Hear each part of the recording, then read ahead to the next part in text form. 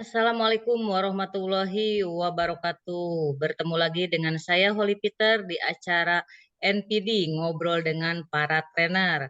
Di sini saya kedatangan tamu yang sangat istimewa. Ada Kang Imad, seorang trainer keselamatan kerja dan aktivis olahraga. Beliau sering dipanggil Kang Otot. Beliau dari Bogor. Nah, dan tak kalah spesial juga di sini saya kedatangan tamu dari Jambi. Beliau Ketua Angkatan STC Batch 7, seorang fitness learning partner. Nah, di sini kita mau ngobrol apa sih gitu. Kita di sini ngobrol dengan tema mindset fitness. Nah, yang akan saya tanyakan terutama buat Mas Dai dan Kang Otot.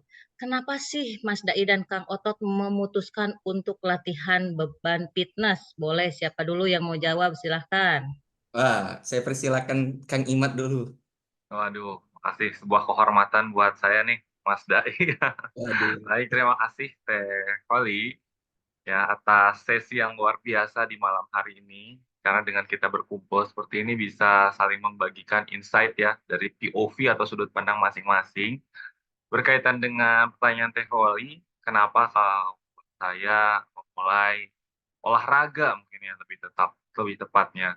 Karena saya itu hidup di sekitar banyak orang-orang yang sakit, Teh Oli.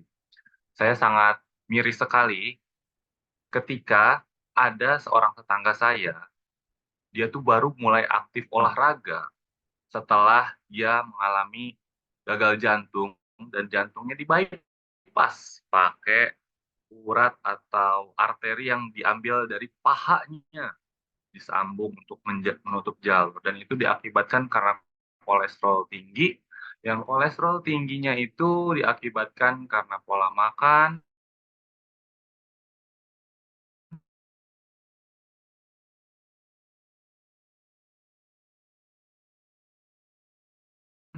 dan tentunya kurangnya aktivitas fisik.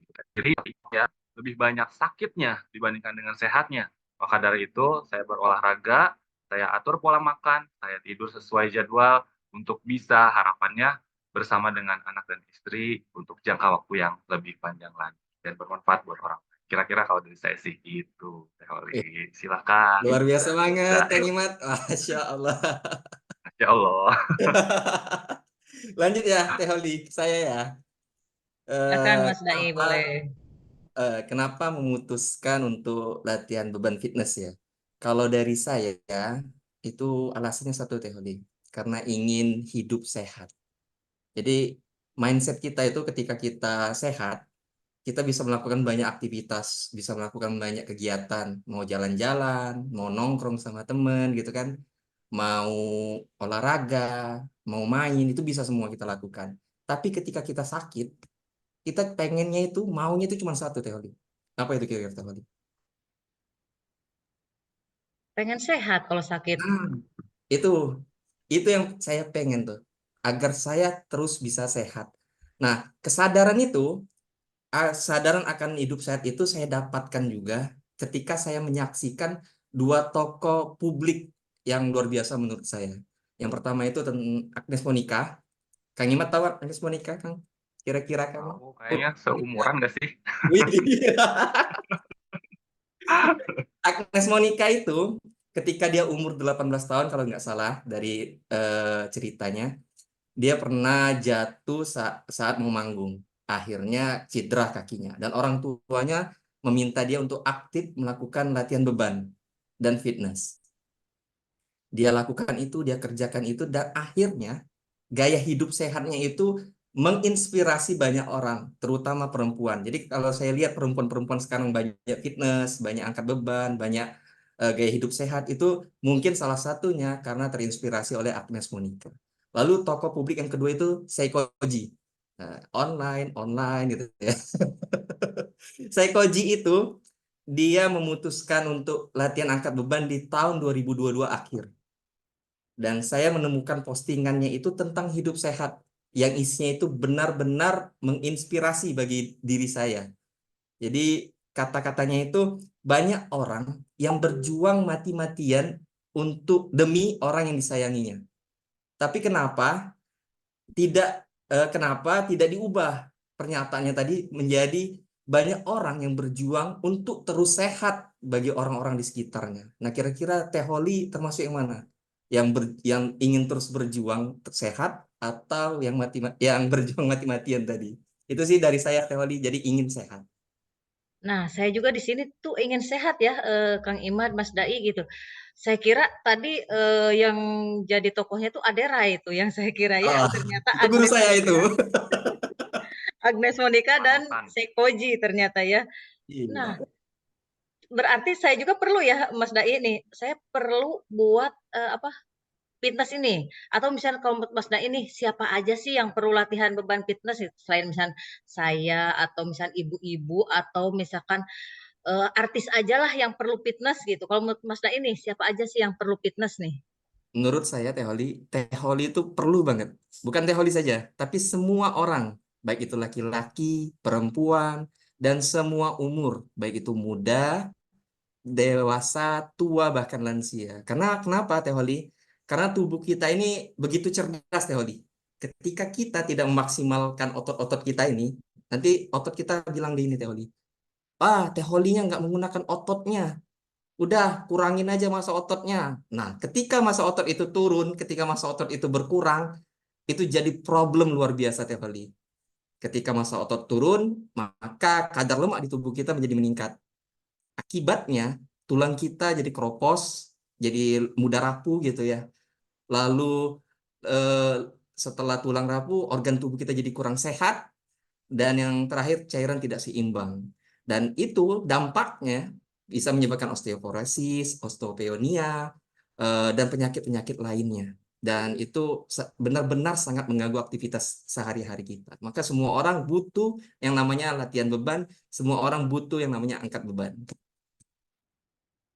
Nah, kalau misalkan Holly butuh nih ya, butuh berarti butuh fitness, butuh angkat beban.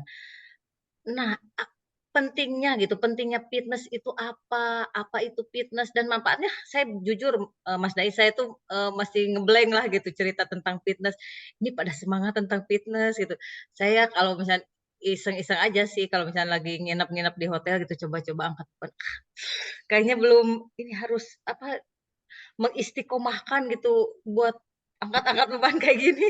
Harus belajar nih dari Mas Dai dan Kang Otot di sini nih. Kalau menurut Mas Dai atau Kang Imad nih, apa sih itu fitness itu gitu dan manfaatnya tuh untuk apa biar saya sadar gitu bahwa ini tuh sangat penting banget gitu kan gitu. Boleh silakan. Ya, Kang Imat mungkin. Siap Kak, siap Mas Dai. Baik. Kalau pandangan saya ya, dari sudut pandang saya, fitness itu adalah sebuah kebutuhan. Nah, manusia itu diciptakan ada punya apa namanya alat gerak aktif, alat gerak pasif. Ada tulang, ada otot. Itu diciptakan oleh Allah Subhanahu wa taala untuk digunakan beraktivitas gitu. Jadi agak aneh ketika manusia lebih senang diem daripada beraktivitas. Yang mana kalau badan ini sudah diciptakan untuk bergerak, tapi kita selaku pemilik badan yang dititipkan oleh Allah Subhanahu wa taala itu mendiamkannya, otomatis akan terjadi peralihan fungsi. Tadi sudah dijelaskan oleh Mas Dai, yang hasilnya akan memunculkan efek-efek negatif dan pemicu penyakit degeneratif yang mana itu bisa ke perempuan, ke laki-laki, ke anak-anak kecil, atau anak-anak yang mungkin bukan anak-anak tua ya, tapi orang-orang yang sudah dewasa manula, ya. Nah, sangat disayangkan sekali ketika kita punya orang yang sudah tua, mungkin ayah kita, ibu kita yang sudah senior, udah puluhan tahun, tapi lebih banyak disuruh diam daripada bergerak. Contoh gampangnya aja, ketika bawa belanjaan sedikit, ya bawa belanjaan sedikit, udah mam, saya aja mah, gitu mah. Niatnya baik, tulus ya, untuk meringankan beban dari orang tua kita yang sudah jompo itu. Tapi ternyata dengan kita melakukan itu membuat ototnya semakin lemah dan kondisinya semakin buruk. Gitu. Nah itu konsepnya. Mengenai fitness itu nggak mesti ke gym, Teh Oli. Bisa di rumah, ya. Yang penting bukan nyapu, bukan ngepel, ya. Karena namanya fitness itu artinya adalah kebugaran dan harus dilakukan secara teratur dan terukur. Teratur yaitu dilakukan mungkin setiap 5 hari sekali, terukur artinya ketahuan kita itu melakukan lari misalnya 1 meter atau 2 meter setiap harinya, dan seterusnya. Dan ini semua akan berdampak besar kepada orang-orang yang sudah usianya 30 tahun ke atas. Tuh, saya dengar dari Mas Dai tadi bilang osteosarkopenia ya, yang di mana tuh ratingnya setiap 30 orang yang sudah di atas 30 tahun, setiap tahunnya kalau misalkan tidak dilatih ototnya dengan intens, maka 1% akan mengurangi massa ototnya. Yang mana kekurangan massa otot 1% setiap tahunnya akan mengurangi fungsi tubuh. Dan itu akan membuat kita malah menjadi beban orang-orang di sekitar kita, dan malah kita tidak bisa memberikan hal-hal yang positif bagi orang-orang di sekitar kita. Kira-kira gitu sih, Teh. Luar biasa, Kang Iman, Masya Allah. Kalau dari Mas Modal. Dain gimana Mas Dain? Saya sepakat dengan yang disampaikan Mas Imat tadi, Kang Imat tadi, bahwa fitness itu ya fokusnya tentang kebugaran tubuh kita. Jadi fitness itu lebih kepada lifestyle kita, bagaimana kita menjaga pola hidup kita. Jadi kalau misalkan berbicara pola hidup, itu ada 3 faktor. Yang pertama olahraga, 3 faktor. Yang pertama olahraga, yang kedua itu nutrisi, makanan, lalu yang ketiga itu pola istirahat. Nah, kalau kita berbicara pola olahraga, itu banyak kan macam-macamnya. Ada latihan beban, ada jogging, ada maraton, ada banyak lah. Ada yang kardio, ada yang strength training gitu kan. Banyak pilihannya.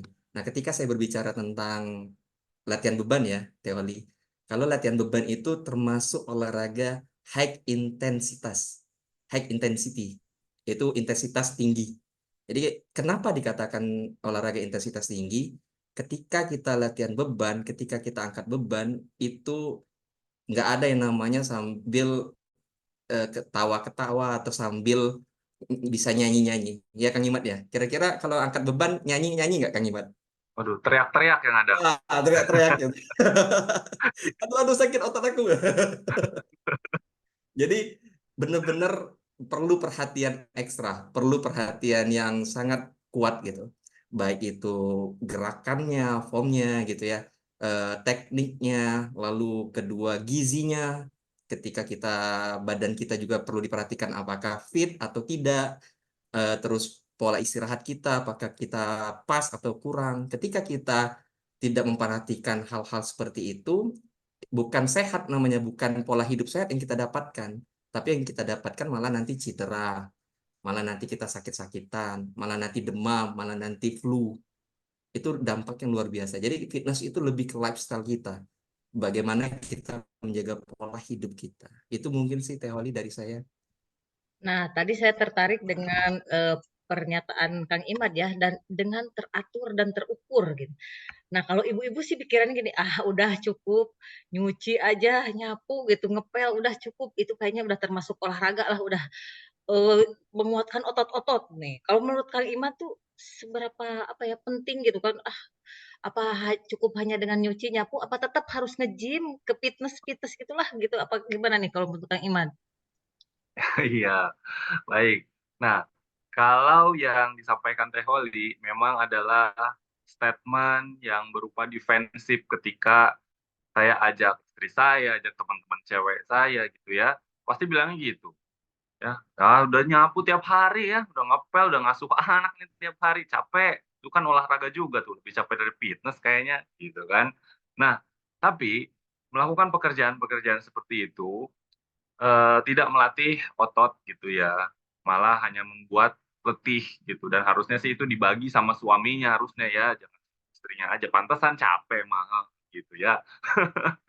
Maka dari itu, tetap untuk seorang ibu rumah tangga tetap harus latihan beban sih memang ya. Apalagi perempuan itu diberikan apa namanya privilege dari Allah untuk mengandung, dan ketika untuk mengandung itu ada proses yang namanya menstruasi untuk menjaga rahim kita, rahim perempuan tetap dalam keadaan sehat. Nah, dengan adanya menstruasi ini, seorang perempuan justru memiliki kebutuhan menguatkan otot lebih besar daripada laki-laki kalau menurut saya. Karena dengan darah yang keluar itu banyak juga mungkin nutrisi-nutrisi atau kalsium-kalsium yang ikut keluar. Sehingga ketika seorang perempuan itu tidak melakukan latihan beban, maka dikhawatirkan akan mempercepat proses rapuhnya tulang-tulangnya. Karena menurut data yang pernah saya lihat, perempuan memiliki tingkat osteoporosis lebih tinggi dibandingkan dengan laki-laki. Karena tadi pertama aktivitas dan ada faktor menstruasi. Sehingga kalau ditanya, perempuan perlu nggak sih? Yes, perlu banget. Tapi nggak mesti ke gym. Kalau memang ada sebagian perempuan yang khawatir kelihatan auratnya, mungkinnya pada saat ke gym, bisa bilang ke suaminya untuk membelikan alat di dan alat itu pun nggak ada yang mahal ya, tinggal diatur aja mau yang levelnya tuh premium atau yang low budget. Tapi prinsipnya gini, badan kita tuh nggak akan kenalin ini barang premium, ini barang low budget gitu ya. Yang penting kita kerjain dulu aja, pasti ada manfaat. Kira-kira gitu deh kalau dari Kalau pandangan. terukurnya tadi Mas, berapa kilo sih Oh, minimalnya gitu kan terukurnya. biasanya kan iya, heeh, soalnya kan nanti saya harus beli yang berapa kilo gitu kalau belajar di rumah kayaknya Ah, kalau untuk Berarti gas LPG diangkat. kalau berangkat nge-gym saya kayaknya aduh udah mikir gitu perjalanan, ngitung waktunya juga biasa penuh Benar. pemikiran gitu. Ya, Kalau baik. misalnya di rumah nih buat ibu-ibu yang di rumah lah gitu misalnya, butuh yang berapa minimal lah gitulah, berapa Ya, kilo. nanti mungkin ditambahkan oleh Mas Dain ya, karena Mas Dain nanti kan sudah men-training istrinya juga tuh kalau saya ikutin Aduh. story-nya nih. Namun kalau untuk pemula banget ya, pandangan saya perempuan itu 3 kilo itu cukup. Jadi 3 kilo untuk kayak dumbbell-dumbbell kecil itu 3 kilo cukup. Untuk latihan tangan, ya, latihan bahu, yang kira-kira itu kalau perempuan cukup berat. Namun perempuan ini kan favoritnya adalah latihan kaki biasanya, untuk membesarkan paha-pahanya ya. Nah, ketika untuk membesarkan paha, saya kira saya coba trial dengan istri saya, itu bisa melakukan squat dengan menggunakan gas LPG sebelum dipasang. Saya coba iseng trial nih, trial pakai galon, istri saya nggak kuat, jadi nggak jadi.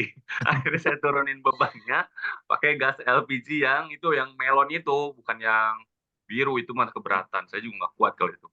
Gitu. Jadi kalau untuk yang perempuan latihan-latihan kecil untuk otot tangan, ya untuk bahu, untuk punggung, saya kira 5 kilo aja udah cukup. 3 kilo aja cukup. Sementara untuk latihan kaki, kita perlu naikin. Karena percayalah, Teh Voli, kaki kita itu lebih powerful daripada bagian atas kita, Teh Voli. Gitu. Ya. Jadi karena kan tiap hari kita jalan, ya, kita berdiri, gitu. Dan melakukan aktivitas fisik kita banyak dengan kaki.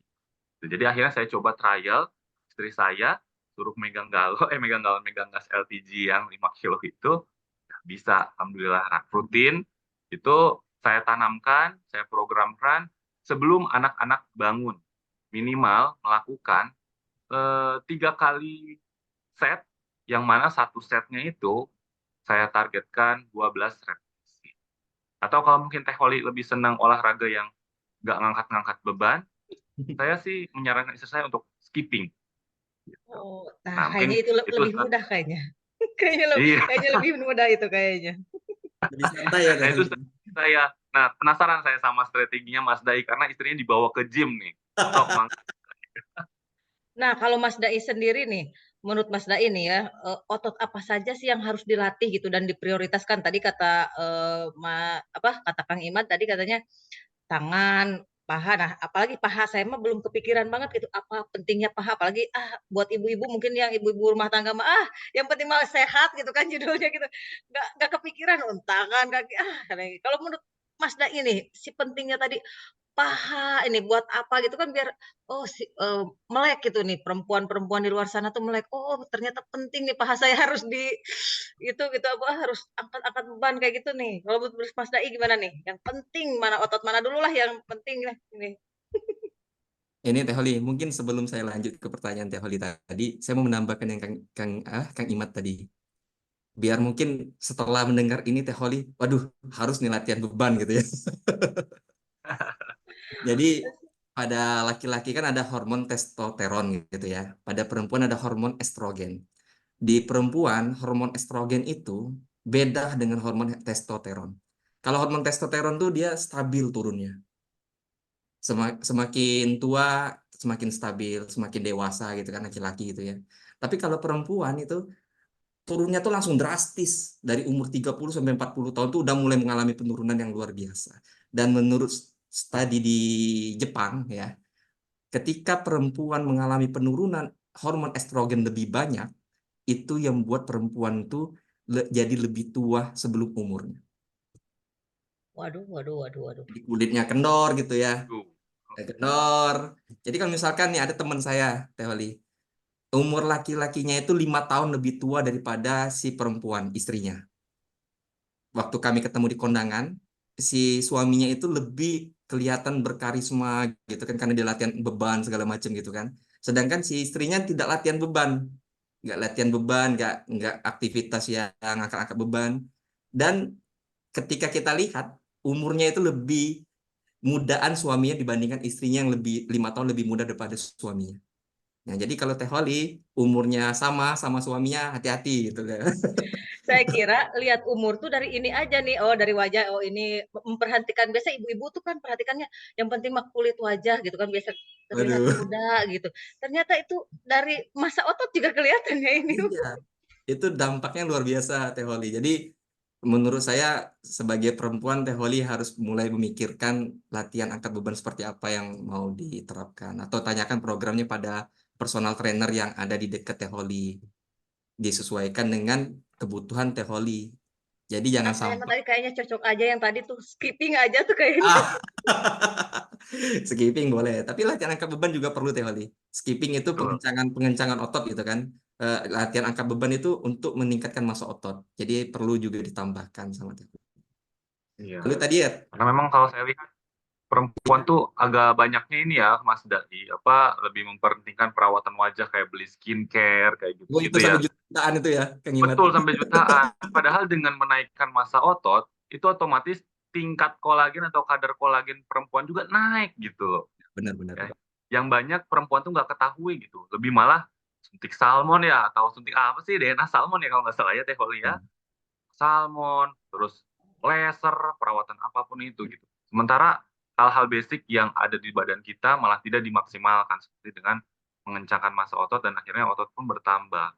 Teman saya ada yang katanya nggak mau latihan otot, takut kayak Ade Rai katanya. Wih, Beh, kalau pas ketemu Adera itu, guru saya itu, Kang Imat, benar-benar awet muda. Beliau itu hari ini umurnya iya. 55 tahun.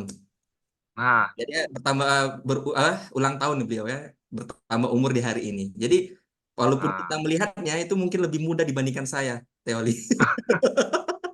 Istri saya sampai bilang, wah mudaan Aderai daripada kamu sayang. Wah, saya sempat kaget juga gitu ya. Jadi benar-benar otot itu membuat kita lebih muda, Teoli.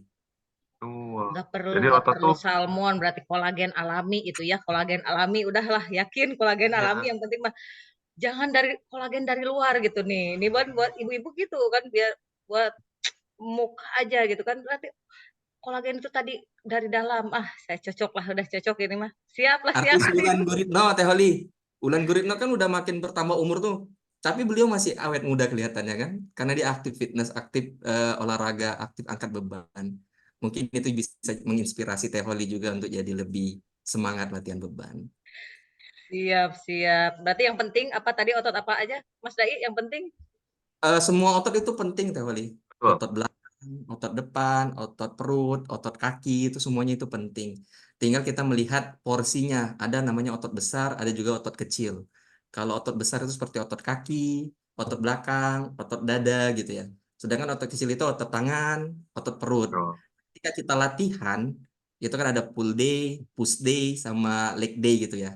Itu ketika kita latihan kaki, setelah latihan kaki kita perlu istirahat 2 hari ketika berurusan dengan otot besar. Kenapa kita perlu istirahat 2 hari? Proses recovery-nya itu membutuhkan 2 hari. 2 kali 24 jam. seperti naik gunung itu kayaknya ya. Seperti naik Nah, gunung jadi itu kan ketika kaki kita gitu kan. ah, ketika seperti naik gunung kan, jadi butuh Naik gunung istirahat. harus istirahat kan, harus diistirahatkan Ya. gitu. Betul. Nah, jadi butuh istirahat 2 hari. Latihan punggung juga, latihan belakang juga istirahat 2 hari. Latihan dada juga istirahat 2 hari. Dan yang istirahat 1 hari itu cuma latihan tangan sama latihan perut. Karena mereka otot kecil. Jadi ketika kita latihan kaki, istirahat 2 hari. Ketika kita tidak istirahat, ibaratnya tuh otot udah koyak nih, kulit ototnya ya. Kulit ototnya itu udah koyak. Kita latih lagi. yang nanti yang bukan koyak itu bukan kulit ototnya lagi, tapi serabut-serabut ototnya. Dan ketika serabut-serabutnya otot yang koyak, itu cederanya itu bukan 1-2 hari Teh Holi. Bisa mingguan, atau paling lama itu 6 bulan. Nah, jadi latihan otot itu penting semua, tapi porsinya yang perlu kita pelajari. Itu Ada dari nggak saya Teh Holi, kendalanya? kembali ke Teh Holi. Kendalanya ada nggak? Misalnya kendala yang sering Mas Dai atau sama Kang Imad ya, misalnya saat latihan beban itu kendalanya apa? Stres atau misalnya ada kendala apa tuh? Kalau biasanya kalau saat latihan itu kan saya mah belum pernah latihan, jadi nggak tahu tuh kendala-kendala yang fitness tuh apa aja gitu kan. Boleh siapa dulu nih? Kang Imat mungkin. Siap. Silakan Kang Imat. Ya, mungkin ini pasti akan beda POV ya. Mungkin dari saya dulu sedikit. Kalau dari saya, ketika mungkin untuk pemula ya sudut pandangnya. Ketika sudut pandang pemula, pasti yang akan menjadi kendala itu adalah bagaimana cara melakukan yang benar gitu, Teh. Karena kita mungkin kalau modal lihat YouTube aja kayak, wah kayaknya cuma gitu-gitu doang gitu ya. Padahal ada posisinya, ada kontraksinya, mana postur kita, dan berapa beban yang bisa diangkat gitu. Nah, paling itu kendala yang pertama. Yang kedua, mungkin untuk kendala yang dirasakan orang-orang nge-gym gitu ya. Kalau kita nge-gym-nya di tempat yang mungkin rame, ya mungkin kita bergantian alatnya ngantri gitu ya. Terus kalau ada apa namanya, orang-orang yang keringatnya gobios banget, nah mungkin itu kita agak geli ya. Kaca banget itu Kang Imat. Iya, ada aja tuh dulu waktu saya nge-gym-nya di tempat yang kurang modern gitu, atau yang disebutnya Majapahit ya, atau Majapahit, iya, zaman iya. baheula gitu ya, itu kurang higienis. Sama yang paling berat, challenge-nya adalah melawan diri sendiri. Ya. Ketika jadwalnya adalah nge-gym nih hari ini, ayo nge-gym yuk, latihan kaki yuk. Bawaannya kayak, aduh latihan kaki ya sakit lagi, besok nggak bisa jalan lagi. Nah itu paling yang kalau dari saya pribadi, ya perlu dilawan banget. Tapi itu semua bisa teratasi kalau kita konsisten dan ada sacrifice yang kita keluarkan. Nah, kalau dari saya sendiri untuk mensiasati hal itu, saya tuh ngambil member gym yang jangka waktunya cukup lama, gitu ya, dan biayanya cukup mahal gitu. Sehingga kalau saya bolos, saya rugi sekian rupiah gitu. Akhirnya saya, aduh rugi ah, ya udah ke sono gitu. Akhirnya jadi lebih intens untuk menghadapinya. Kira-kira gitu kalau dari saya. Luar biasa, Kang Imat. Kirain kalau latihan kaki tadi harus istirahat 2 hari, berarti kerja libur tuh kan, berarti 2 hari istirahat. Pengennya mah begitu ya. Latihan bebannya yang libur Teh Holi, yang kakinya. Iya, latihan Bukan bebannya. kerjanya yang libur.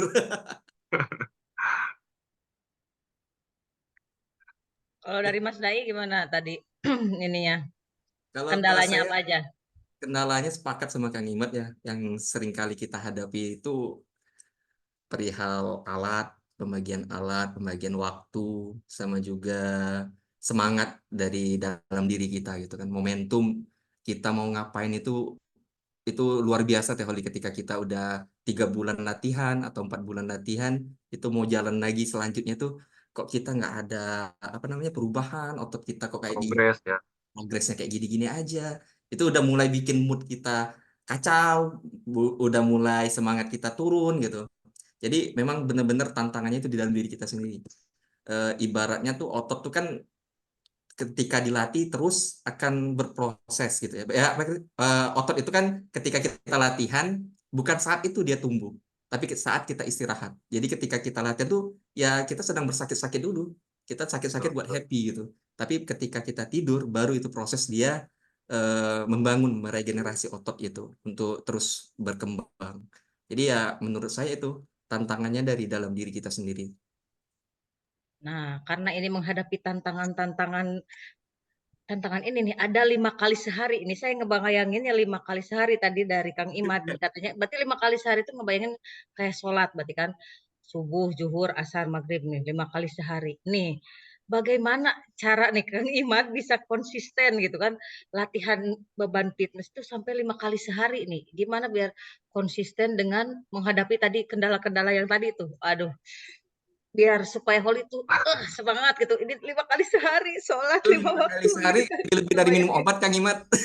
Iya, gimana nih? Mungkin 5 kali seminggu mungkin maksudnya Oh, ya. 5 kali seminggu. Oh iya, 5 kali seminggu bolehlah, masih bisa Oh, direvisi lah 5 kali seminggu. ya, tapi ada juga sih memang program 5 kali sehari. Mungkin sambil saya jelaskan sedikit ya kalau izin ya.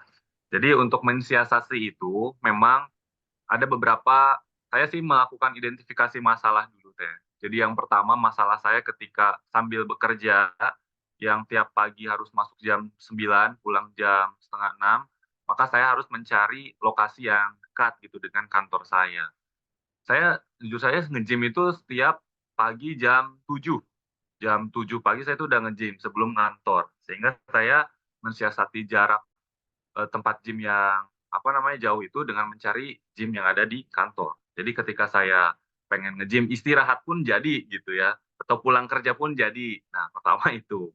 Terus strategi kedua yang menurut saya paling ampuh yaitu kita sacrifice. Ketika kita ada hal yang dikeluarkan dan itu jumlahnya bukan sedikit, maka di situ kita akan ada rasa sayang gitu, nyaah ya kalau bahasa Sundanya Maya, ketika kita tidak mengambil kelas yang sudah kita bayar tersebut. Karena saya sepakat sekali waktu itu mungkin Bapak Jamil pernah bilang juga, untuk mendapatkan ikan yang besar kita tidak bisa mendapatkannya hanya dengan bermodalkan kapal kayu yang kecil dan juga kail yang kecil, tapi kita harus juga bisa menginvestasikan, mengeluarkan atau modal dengan kapal yang besar, jangkar yang kuat dan jaring yang kuat gitu. Dan yang ketiga, untuk meningkatkan motivasi, saya sih selalu follow, jujur aja selalu follow dan nonton kontennya Beli Aderai. Karena dengan edukasi-edukasi dari beliau gitu ya, yang nggak cuma nge-gym tuh cuma buat ngedein otot atau keren-kerenan gitu, tapi efek jangka panjangnya, kesehatannya seperti apa. Jadi itu saya lebih terbuka.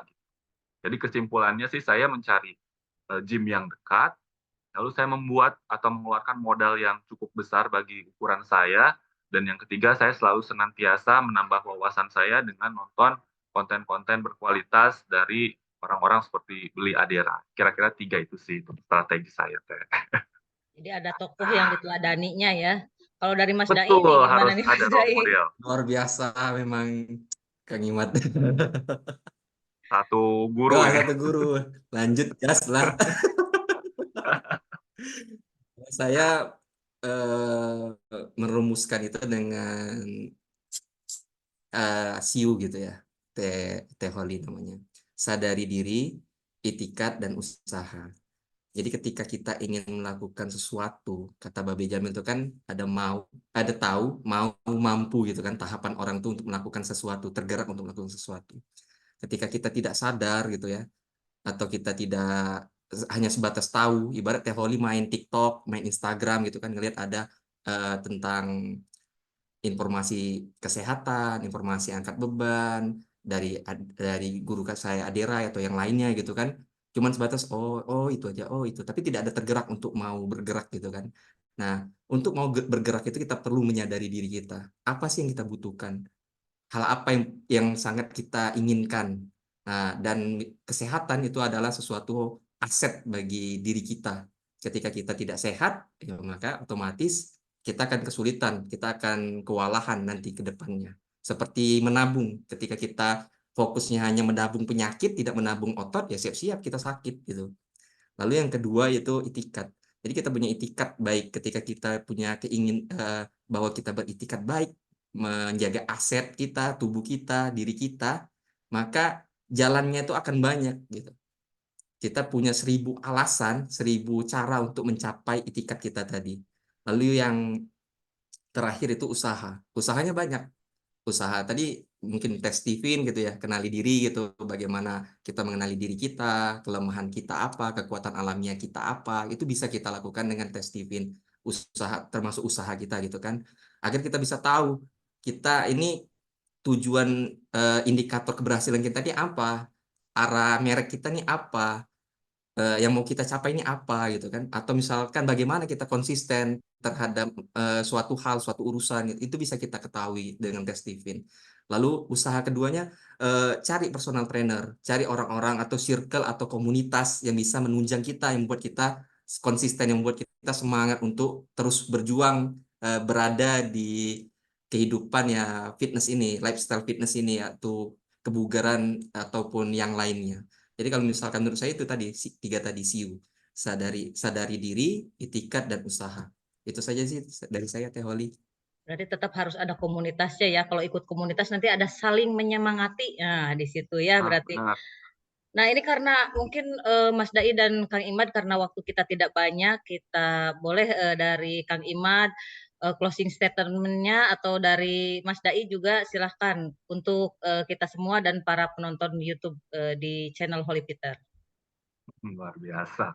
Baik, mungkin kalau dari saya gini, untuk semua subscribernya Teh Holly, jadi perlu Wih. diingat bahwa badan ini adalah titipan dari Tuhan Yang Maha Kuasa. Kalau di agama saya itu dititipkan oleh Allah Subhanahu wa Ta'ala. Layaknya barang titipan, maka barang titipan itu harus dijaga, harus dirawat dengan sebaik-baiknya agar pemilik badan tersebut merasa bahwa barangnya itu dititipkan kepada orang yang tepat. Nah, salah satunya cara yang tepat untuk merawat badan kita adalah dengan olahraga.